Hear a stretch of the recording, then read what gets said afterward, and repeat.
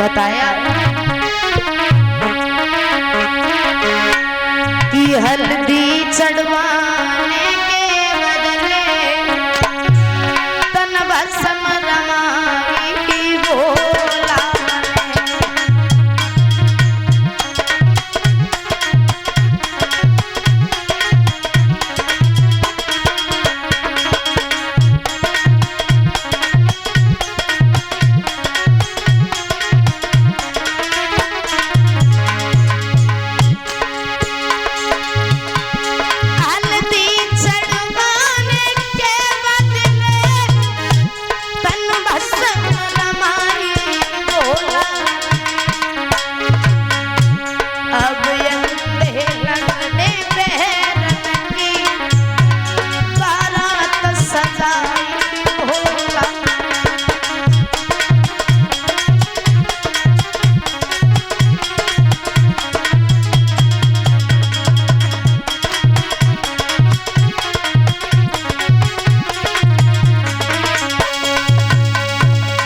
श्रृंगार किया भोले बाबा ने, दूल्हा बन के चले।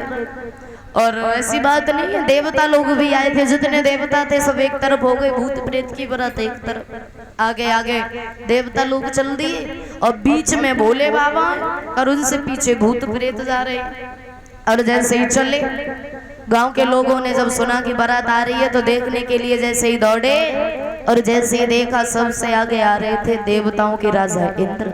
इंद्र देखने में बड़े सुंदर थे, और जैसे ही देखा इंद्र को तो कहने लगे, बाप भाई दूल्हा तो बड़ा ही सुंदर है, जीवन में पहली बार इतना सुंदर हमने दूल्हा देखा है।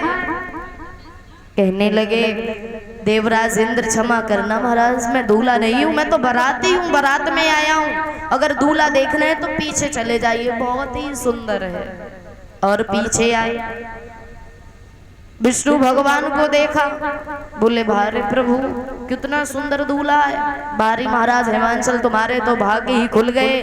कहने लगे महाराज है, विष्णु जी कहने लगे ना ना दूल्हा नहीं हूँ, मैं तो बाराती हूँ, बारात में आया हूँ, दूल्हा देखने, और पीछे जाओ। भोले बाबा को जब पता चला कि लोग हमें देखने के लिए आ रहे तो भोले बाबा सबसे पीछे हो गए, बीच में भूत प्रेत, आगे देवतागण, और सबसे पीछे खुद हो गए। और नादिया की पूछ की तरफ मुंह घुमा के बैठ गए। नादिया ने एक बात की, बाबा क्या बात है? कुछ नहीं, अगर गांव के लोगों ने देख लिया तो विवाह भी नहीं होगा, इसीलिए मुझे बैठा रहने दो। गांव के लोगों ने मन में विचार किया कि जिसकी बारात इतनी सुंदर है उसका दूल्हा कितना सुंदर होगा। कोई बात नहीं, जब घर पे आ जाएगा तभी देख लेंगे। और इधर बच्चों ने जब भूत प्रेत की बारात देखी है तो दौड़ के अपनी अपनी माँ के पास गए, डर गए, बोले मैया जीवन में पहली बार ऐसी बारात आज हमने देखी। पता जब चला गिरजा की सखियों, आज भोले बाबा बारात के साथ पहुंच गए दरवाजे पे। महाराज हिमांचल ने जब देखा तो मन में अहंकार हो गया, क्यों? अरे हमने तो बड़े सुंदर सुंदर पूड़ी पकवान बनवाए, लेकिन भोले बाबा तो ये भूत प्रेत की बारात लेकर क्या, ये जाने क्या पूड़ी पकवान खाए कैसे जाते।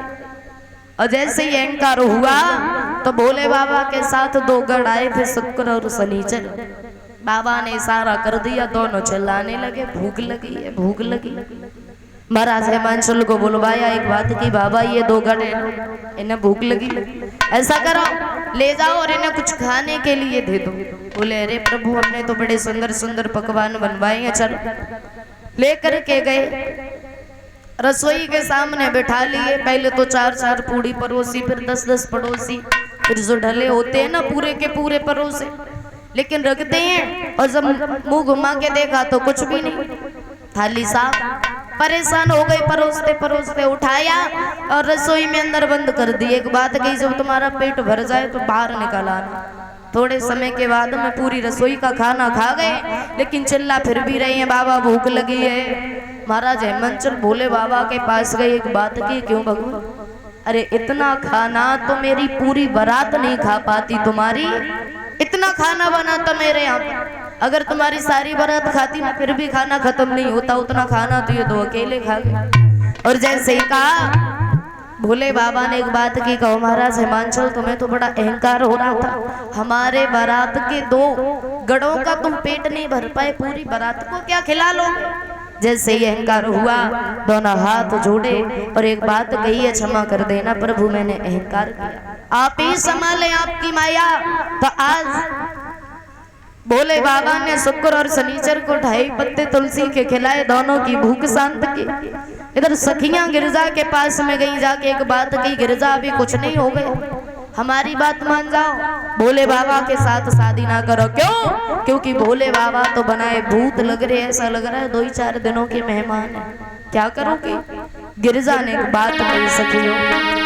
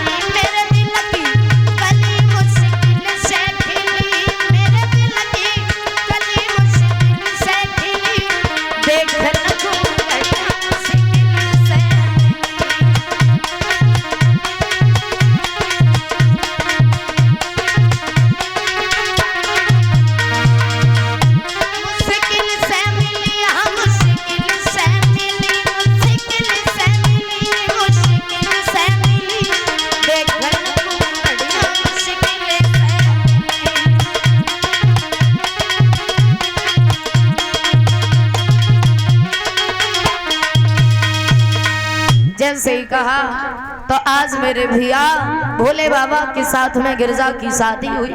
शादी के होने बाद विदाई का जब समय आया, महाराज हिमांचल ने अपनी बेटी को बड़े हंसी खुशी के साथ में विदा किया। सखियों ने बड़ी दुआएं दी अपनी सखी की कि जाओ हमेशा खुश रहना। भोले बाबा गिरजा को लेकर कैलाश पर्वत पर आए। अब राजा की बेटी थी, कोई बात नहीं, भोले बाबा के ना घर था ना परिवार था, अकेले ही रहते थे। एक नांदिया, दूसरे भोले बाबा, तीसरी गिरजा। बड़े आनंद के साथ में अपना जीवन बिताने लगे। कहते हैं कुछ समय बीत जाने के बाद भोले बाबा के यहाँ 2 पुत्रों ने जन्म लिया था, कार्तिक और गणेश। बड़े ही आनंद के साथ में अपना जीवन बिता। बोले कन्हैया लाल की